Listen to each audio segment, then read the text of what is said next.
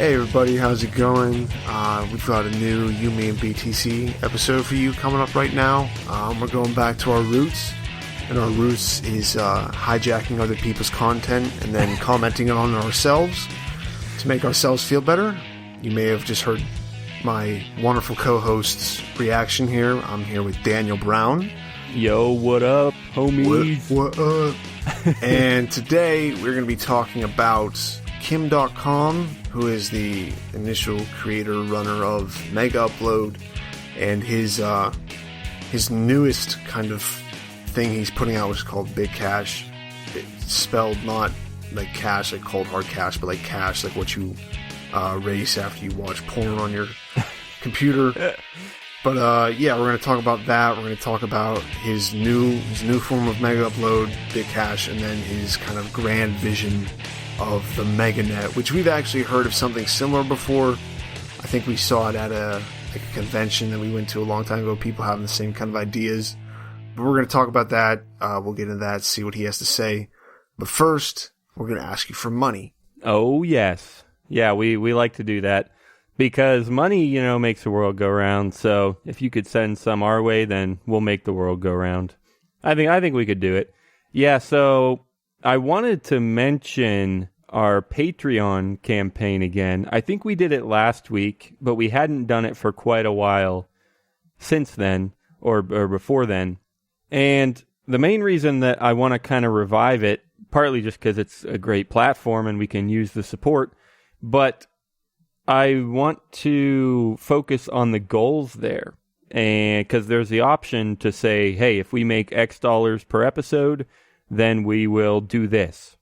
And my first idea for a goal, which is on the campaign now, it's a real goal that we will do.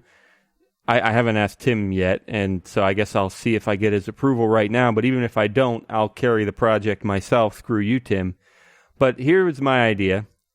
We should, if we get $50 per episode, and obviously not from one person unless you want to, but, you could donate $1 or $2, and then we only need, 20, 30 people, and, $3, we'll be fine. But if we can get $50 per episode, then we will do, for every episode, we will do an uncut, ad-free after party. So we'll record our regular episode, and then the rest of whoever's hosting will do a special few minutes, I don't know, 5, 10, 15, 20, who knows, whatever we want to, an uncut, completely uncut, and ad-free after party. And here's the best part. It's going to be exclusively for Patreon supporters.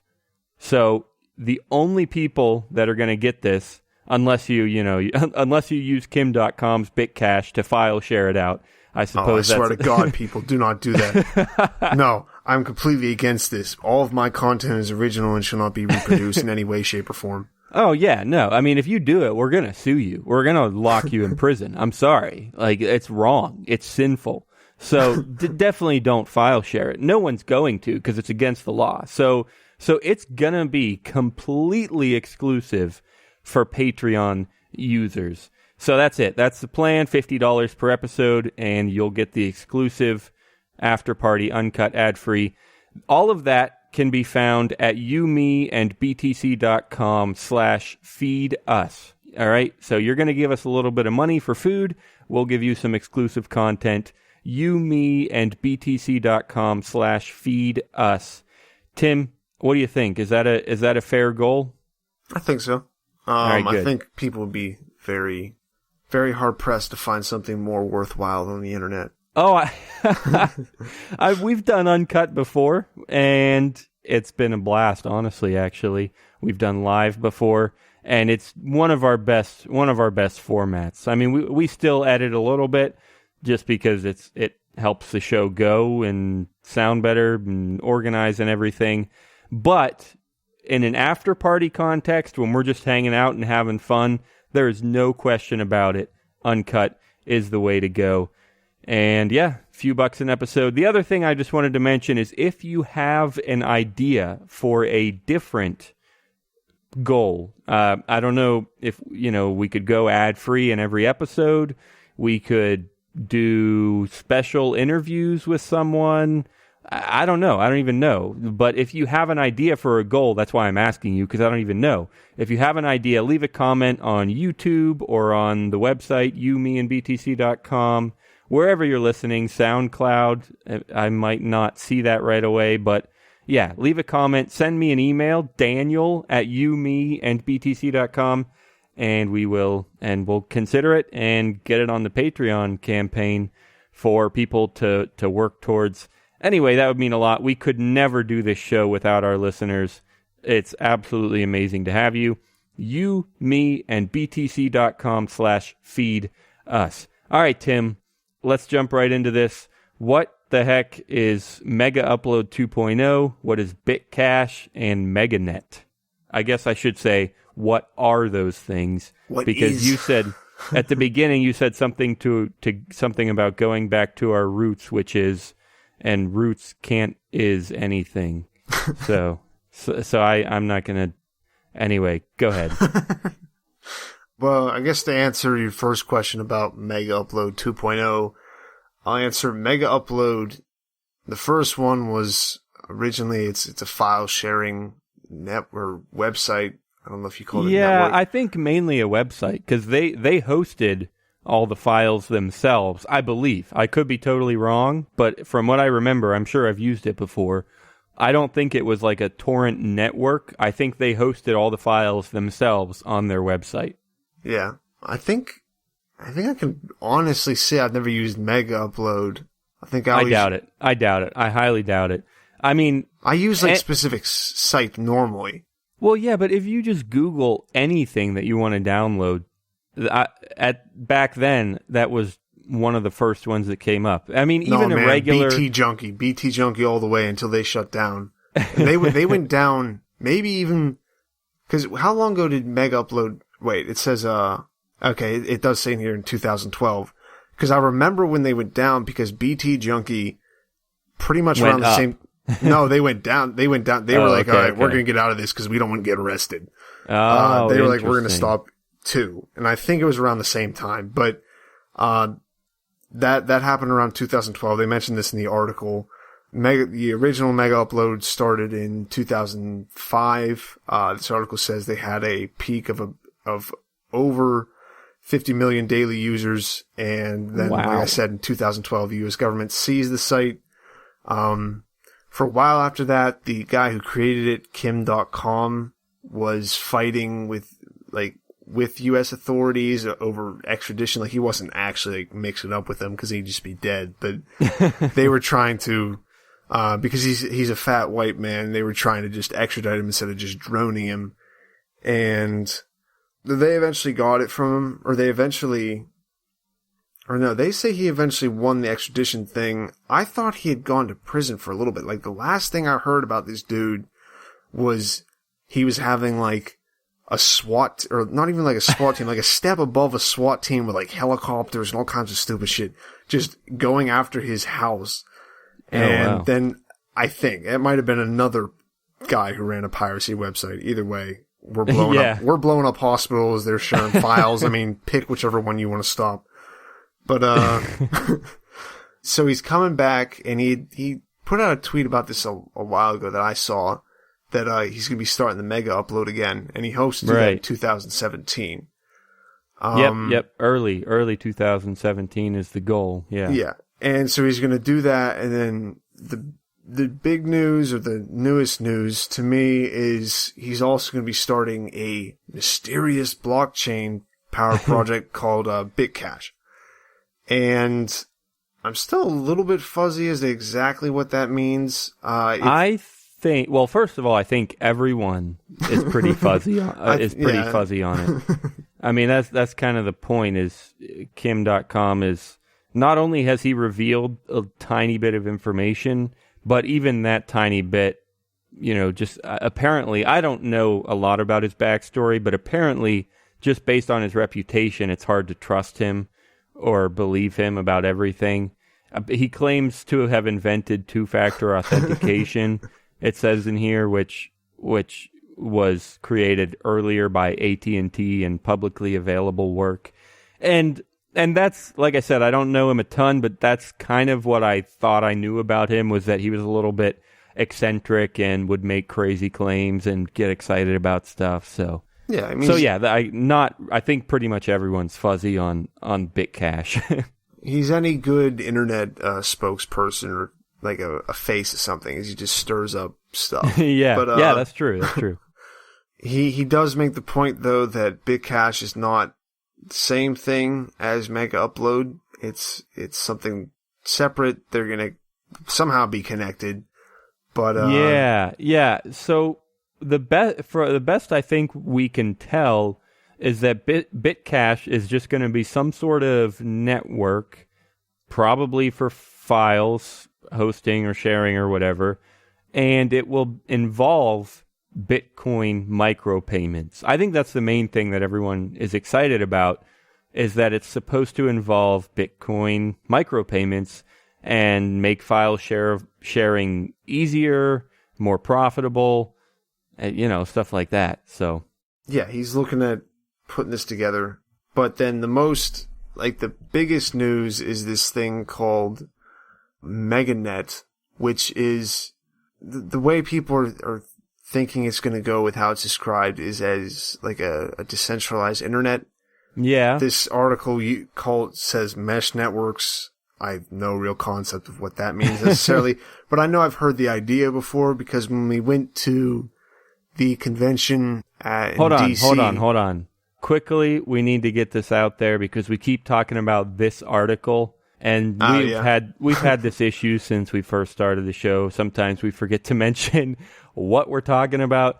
This is an article from InsideBitcoins.com written by Ian DiMartino on August 10th, 2016, 10:57 a.m. Eastern Daylight Savings Time. So that's what we're talking about. But yeah, that was a good direction, Tim. I'm assuming you're moving towards MaidSafe as a comparison for MegaNet? Yeah. All right, so tell us about that. And I do apologize. I throw my apologies to Ian DiMartino and for not including you yet. I'm sure you're not too fast to get your name associated with my voice. But we heard about it. Yeah, we heard about MaidSafe, and we saw a lot of talks about it, and a lot of people were excited about, well, hey, like, we have Bitcoin, and it's all decentralized, and we have the internet, but, like, what if we had, like, everybody just supported the internet, man? It'd be crazy. Like, it'd just be free, and, which, yeah, I mean, it's cool if it works. I don't know how that works. Do you know what they mean by mesh networks? Okay, a couple things here. First of all, I agree, like, for MaidSafe, everyone was completely excited about it and talking about it. But for me, it kind of seems like not much has happened. It reminds me of Ethereum. Ethereum has been around since we started the show, but it never really went anywhere other than just people talking about it. It never really got used for much until the past maybe 6 months. And then, obviously, we all know since then it got hacked, and got, kind of flopped a little bit. It got forked. It's still there. It still has quite a bit of value. But anyway, the point is, with Ethereum, people talked about it and talked about it and talked about it. And it took forever for it to actually go anywhere. And that is kind of where I see MaidSafe right now. It's been talked about for ages, but it's really, I love it. I'm not saying anything bad about it. I'm just saying it's still a work in progress. And yeah, so mesh networks, or decentralized internet, is, I guess, in terms of MaidSafe, what it was is basically the file sharing part of it, or the file hosting part of it, was just where all of your files could be encrypted and duplicated and hosted in separate blocks all across the internet. And you would pay. You would pay to rent storage from someone else's laptop or something. You wouldn't know who it was or where your files were stored, and they would be redundant so that you wouldn't lose them, of course. And yeah, so it was a way to basically, and that's the analogy for hard drive space, but it really could be extended to processing power or anything else that you can put on the internet. Maybe those are kind of the only two things. But yeah, so it was a decentralized, encrypted way to share files, space, hard drive space, and processing power. And there was a token involved, so you could pay money for, as part of all this trading space or whatever. And from what I can tell, it's pretty similar here with the mesh network, with MegaNet that they call it. They talk about using your phone's unused processing power and storage. I mean, same kind of thing, right? You could connect your phone to the decentralized internet, and you could get paid a little bit of money to rent out your processing power or whatever. So does that make sense, Tim? It's kind of similar. It's just a decentralized way to share your computers, really. That's what any network is. It's just sharing computers or connecting computers. And when they say it's a mesh network, I guess it just kind of means a lot of computers sharing a lot of things in kind of a mesh. I don't know. Self-explanatory, I guess, yeah. Yeah. So I think that's pretty much what it is. And obviously, again, there's a lot to be seen. So we'll see. They do compare some of this to something called DemonSaw, which apparently has been around for a little bit. Do you know what that is, Tim, or have you ever used it? No, I have not. Demons. It has a pretty cool name. I feel like that's true. If anything, I would just want to support it just for the name. I think I agree. And the I like website, their word too. Yeah, believe in the right to share. Oh, is that what it says on their website? Yeah. I didn't see that part, but I do like their website just in general and the screenshots of their actual program. It kind of seems like to me just a different kind of torrent network. I don't think it actually is a torrent network because I'm sure they would have mentioned that on here. But it's just another kind of peer-to-peer, decentralized, encrypted. They call it an information sharing application. So, yeah, that's the first sentence here. DemonSaw is a secure and anonymous information sharing application that makes security simple and gives you back control of your data. Chat, message, and share files without fear or consequence. Host your own private routers or join public networks like Daemon Bucket. So, yeah, it's a real similar thing. It's a lot like torrenting. It's just decentralized connection, really. So, I'm just going off what I see here, but that's what it sounds like to me. And apparently Kim.com and the creator of DemonSaw have been spending some time together. There's a tweet, and they have their arms around each other. So I guess that's another part of the whole theory here is that they must be working together, and some of this, they might be getting ideas from each other and stuff. So that's certainly possible. There's some canoodling going on. Canoodling. One problem that they mention, which is, I would say it's fairly serious, but they say that DemonSaw is not yet open source. So, they also mention it's still a small community and a really new community, so maybe they're just waiting to do that. But to me, that goes pretty much counterintuitive to every single, anonymity project and privacy project that's ever existed. Would you agree, Tim? Yeah. It's not. So. I don't know if there's such a thing as being counterintuitive to something. I think I meant to say it's just counter to something. It's counterintuitive, and it's counter to anonymity, and it's counter to privacy. Yeah, I kind of understand that. I'm not necessarily just because something's not open source, that doesn't mean that I'm automatically be like, nah, fuck that, I'm not doing it.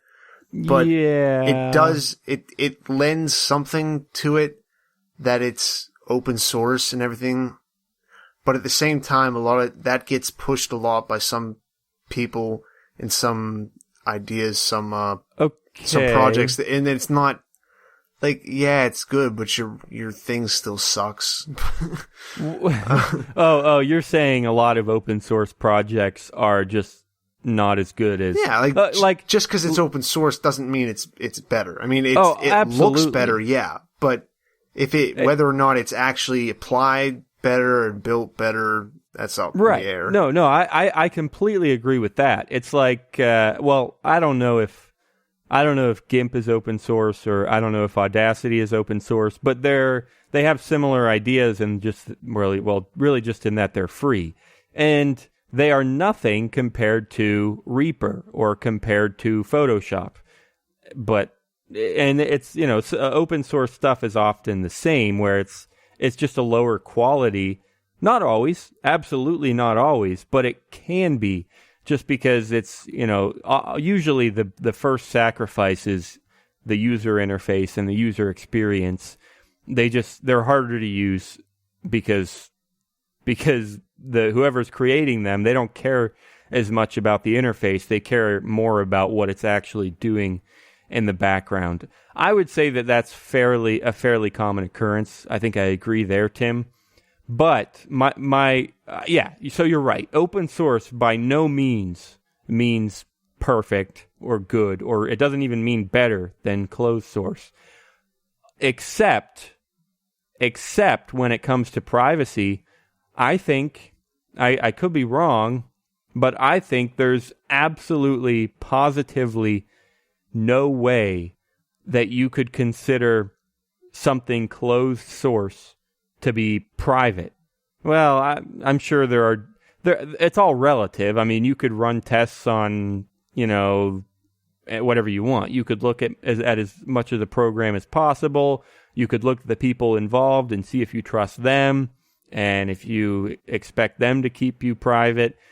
So it's all relative. But in terms of what's provable, there is no way to prove that something closed source is really private. And that's the opposite is true with open source, because if you can see the code and anyone on the internet can go and look at it and say, okay, you are encrypting those messages and you're not sending them to the wrong people and you're not sending the keys to the wrong people. So they are truly encrypted. So it's a safe bet, right? Does that make any sense? I mean, the main use case that I'm thinking of here is messaging, which even file sharing is kind of like messaging. It's just really big messages. But the best analogy, Tim, would be our encryption apps. We've talked about this before. We use Signal for an encrypted messaging app, and when we were looking for one to use, I mean, we talked about this, where if it's closed source, then it's not auditable, and you really have no way of knowing if it's actually private and secure, right? Yeah. For someone like me, though, it's just because it's open source, like you can see it, yeah. I'm speaking from someone who has a decent amount of ignorance in not only this subject, but also other ones. But it's kind of like as soon as they see open source, it's like, oh, yeah, no, that's fine. It's great. It must be private. Yeah, no, it's good. No, I know. Yeah. I don't know. I always get these words mixed up. I think we're arguing converses or inverses or something. You're saying that just because it's open source doesn't mean it's good. I'm saying that if it's closed source, it's probably bad.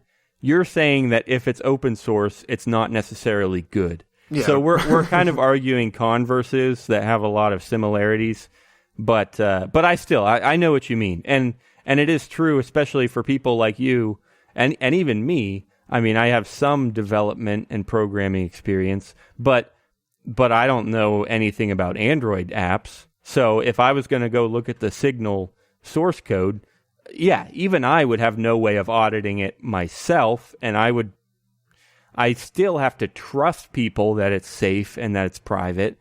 Just like, if it's closed source, you have to trust the makers. But for me, I still trust open source more, just because I know that all of the experts in privacy can, and a lot of them have audited the code. Whereas if it's closed source, well, only a few people have access to it.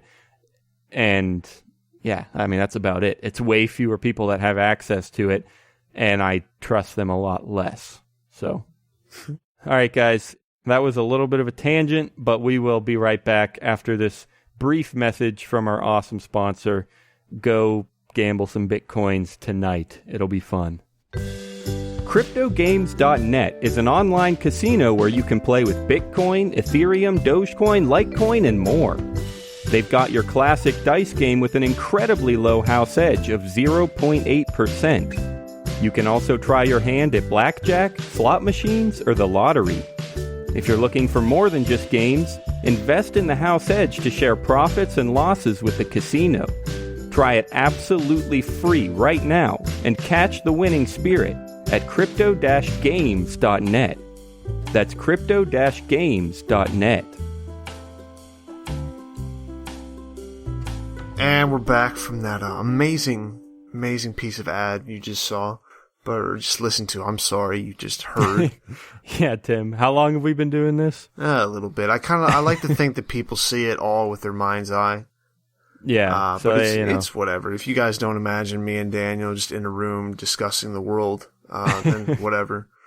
But finally, we're going to get on to this, and what the author, the article finishes up with is about the investment in this new stuff. Because, as we said before, Kim.com is coming out with a few things. He's revamping or restarting up Megaupload as Megaupload 2.0. He's starting Bitcache, and then he's also starting MegaNet. And what he's hoping with Bitcache and Megaupload 2.0 is that he's hoping to get some backing behind him and some money behind him, some people to support him so that they can start doing MegaNet. But this initial part where you're going to be putting money into it, a lot of people have questions, a lot of people have doubts as to whether Kim.com is someone they can trust, and or if he's someone that's worth giving your money to. Because it's one thing that, yeah, he's not going to scam you, he's not going to steal your money, but is it worth throwing some money at this problem, this issue? Because he has a past of saying things and then just either just not doing it or just not. Yeah. No, you're right. Kim.com definitely has a bit of a sketchy reputation, like we've already talked about. But another risk here is just crypto itself. And the author here mentions that investing in any crypto project is kind of like playing the lottery. You're probably going to lose. So, and that's very true. We even covered this just last week, how we've spent time and effort and blood and tears and whatever on a ton of Bitcoin projects, and we have a blast. We love them, and we never really lost too much, but anyway, the point is a lot of them failed, a lot of our projects, and some of our investments, Ethereum is on the fritz a little bit, and, Litecoin, Dogecoin, those are kind of the best, the crypto projects that have been around the longest and kind of have a decent community, a decent reputation, and even those, anything other than Bitcoin is either just a scam altcoin, or it's a project that is a good idea and has some backing, but like I said about MaidSafe, a good idea, it has some backing, but it's going to take a while to go anywhere. And that's something you have to consider if you're ever going to invest. So anyway, the point there is just that all of crypto is exciting and fun, but you can't be sure that any project is really going to take off.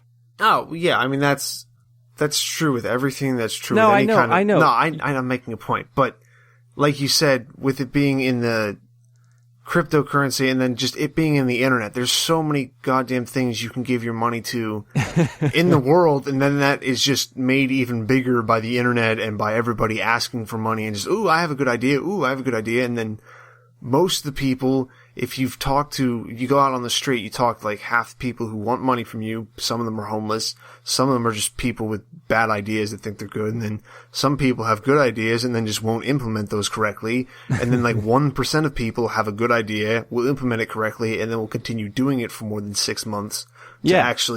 For it to like actually come to a thing where you're like, oh, I'm not bummed out that I actually put some money towards this. I feel kind of good. Yeah. And yeah, that's what the author's dealing with. That's what I guess anyone who's looking at putting in money to this is going to be dealing with.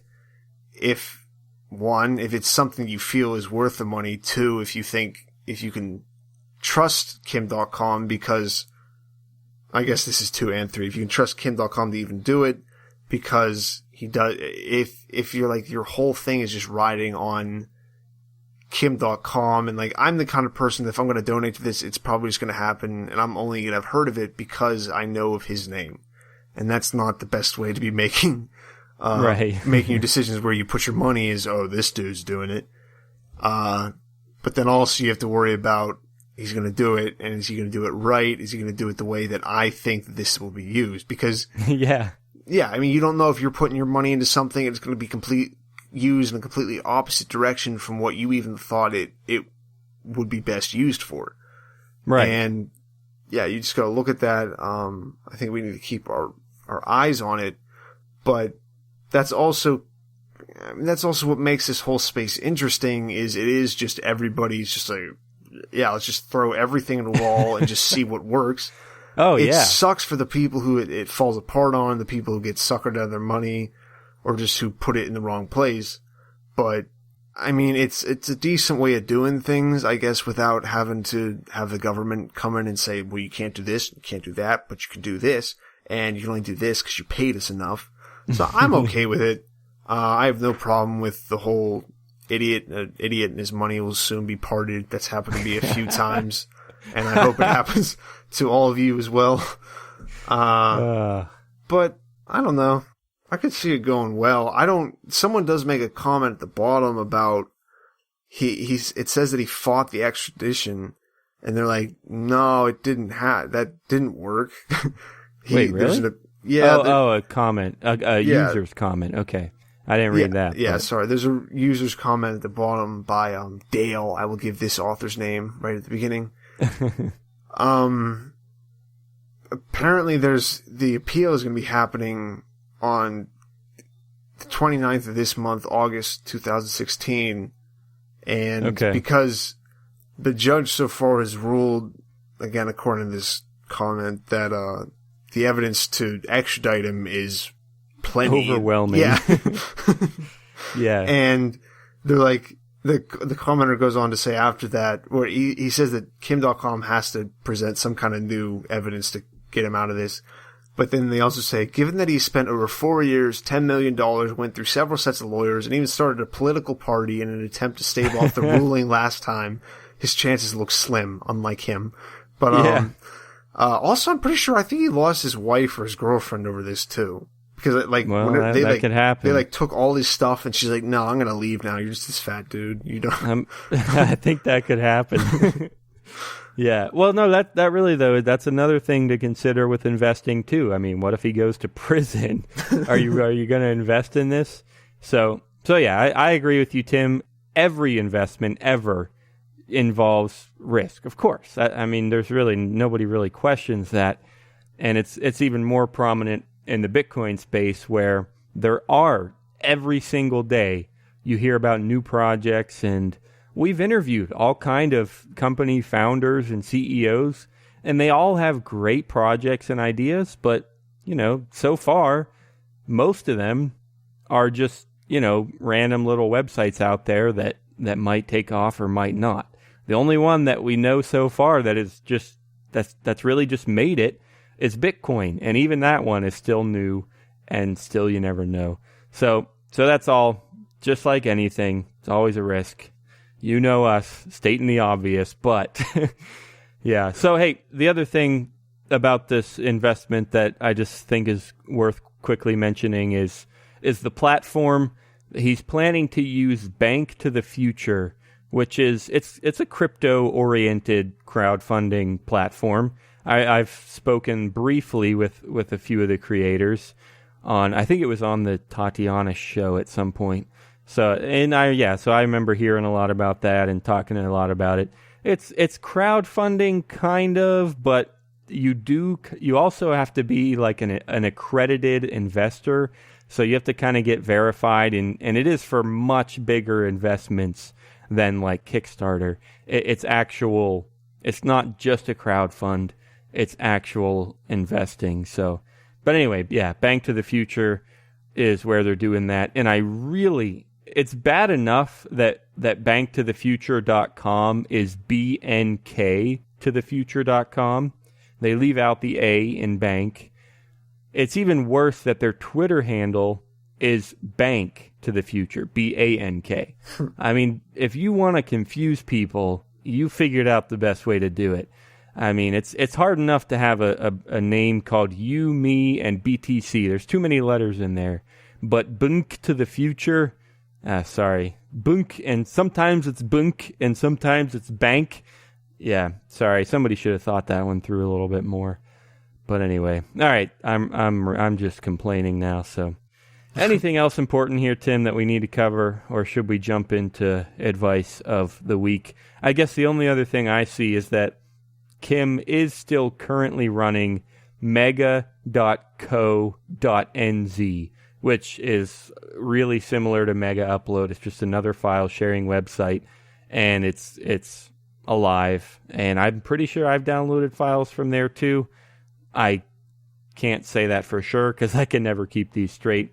But anyway, that's another thing that is, as far as I know, it's a success still. Mega.nz. Actually, yeah, I'm looking at it now, and I'm sure I have used it before. I think I tried to pirate Portal 1 and Portal 2 for the PC through Mega.nz, and I probably got viruses. So anyway, yep. Anything else, Tim, before advice of the week? No. All right, hit me with it then. What do you got for us? What did we learn today, kids? We learned that don't automatically throw your money at a personality. Speaking of personalities... No, unless it's us, and unless you're going to our Patreon campaign, then you throw money at every personality you see. You drown our personalities in money. Oh, yeah. We drown our personalities in money, and speaking of personalities, I just had a talk with our guest from last week, Batty Three Shoes. Over the weekend, I gave him $10 worth of Bitcoin, and now he has about $100 worth, and he's been trading on Pullen. Wait, are you serious? Yeah, he's been day trading up to 100. I mean, he bought more stuff. Okay. He sent me this text like 5 minutes after. He's like, yeah, like I put this trade and I traded there, traded back, and I got it back, and I lost 12 cents. And I was like, that's how it kind of works. Gummit. But so we're spreading the word. Jump on that. I was just at a frat party. I saw him throwing down rap beats in front of people, so we're with the in crowd now. Oh man. As far as advice, I mean, I thought that was your advice. Yeah, spread the word. Yeah, give spread Bitcoin the word away. of Bitcoin. Get other people to do it, so then you can get on their coattails and ride it. All right. I'm gonna take my advice from the idea of, just like you said, Tim, the celebrity or a personality. I agree that you shouldn't just throw money at them, but I do really admire that about Kim.com. I'm completely okay with just being crazy and excited, and yeah, maybe sometimes you fudge the truth a little bit, but if you can just make people excited, and as long as you don't hurt people, as long as you're not a dick, then I'm all for it. Be crazy, make stupid tweets about all this crazy stuff, how you're going to change the world. Sure. I mean, I don't care. Have fun, get people to like you. Don't scam them. All right. I mean, if he does take a lot of money and runs away with it, I'm not okay with that, but I'm completely okay with just being a fun and crazy guy on the internet and not really caring about words that you put on the internet. Trolling, I guess, is the word I'm looking for. Be a troll, I don't care. Have fun. So, all right. That was fun. I think I enjoyed this episode. We covered some good Bitcoin stuff. It is pretty new, pretty fresh. And yeah, we got some good advice out there. Spread the word and be a troll about it. So, all right. Anything else before we wrap up, Tim? Goodbye. Have a wonderful week, you beautiful people. I don't actually know, but I'm assuming. Give me money. No, Tim, everyone is beautiful. So I'm going to say it just like I say every week. Come back next Thursday. And I really hope that this episode goes out actually on a Thursday, because the last 3, I think, have been a few days late because I've had some crazy weekends with traveling and stuff. And I do apologize for that in a way. I'm not really that sorry, because if you come every Thursday, there will be an episode. It might be last week's episode, but there will be an episode. There will be one. Anyway, so I'm still going to say it. I'm going to stick to my guns. Come back next Thursday, guys. Thanks for being here. As always, honest to God, we could not do this without our listeners. If you want to support us, head to patreon.com/you, me, and BTC. Yep, that's a new URL that I gave you. They both work. You can also do you, me, and BTC.com/feed us. All of the music that you're listening to right now is from John Stewart. Thanks a lot, John. We hope to have you back sometime, but he's been out living real life. He's about to get married, so whatever. All right, we'll figure it out. Real life. Peace, guys. Thanks a lot. Bye-bye.